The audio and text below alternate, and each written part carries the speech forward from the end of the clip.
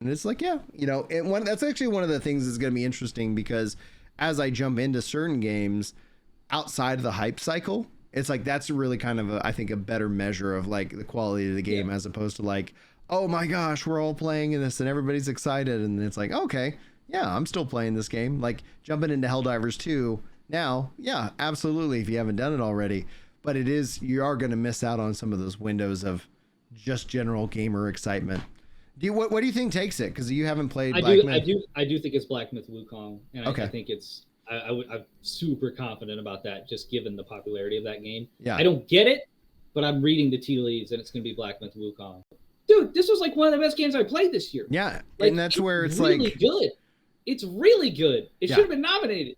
It's fantastic. Like, and I don't even really like games like this so much. Like we talked about Diablo 4 last year. That one snuck up on me. I had a lot of fun with that, but this, I didn't think this was going to get me. Do you think it's another victim of early access game when it comes to these awards? No, because it had a full release like early this year. It did this year, March. but it was early access last year. So cool. And like the spells and the different builds you could do.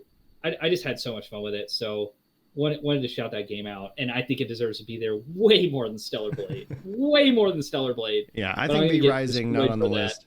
Well, and it's like, call it, action game. I guess that's fair. But yeah, I would say this is a pretty stacked year. I haven't heard negative about any of the games listed right here. True. And then best debut indie game. The debut indie. Yeah. I have a bone to pick with this category. Okay. And we're gonna go kind of rapid fire here because we're getting towards the end of where we need to be.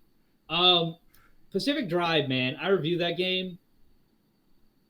It's a quaint little game, but it's design-wise, it's got too many hiccups and too many frustrations to be nominated here. Yeah. And I think it's just the fact that it got that PlayStation exclusive marketing push, and so people know what it is, and it has a cool art style. And so people are like, debut indie, and then they nominate it here. There were so many good indies this year, especially from studios and like individuals that had never put a game out before.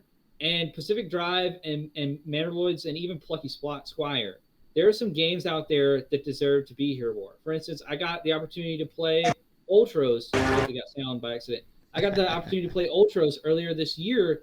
Like, Metroidvania is back, baby. Classic Metroidvania. This game is so unique and different in terms of its art style, its color palette, and like what you're doing with sort of the whole like bio regeneration and recycling, and kind of the whole world is alive and the aspects that has into the gameplay and like leveling your stats and stuff.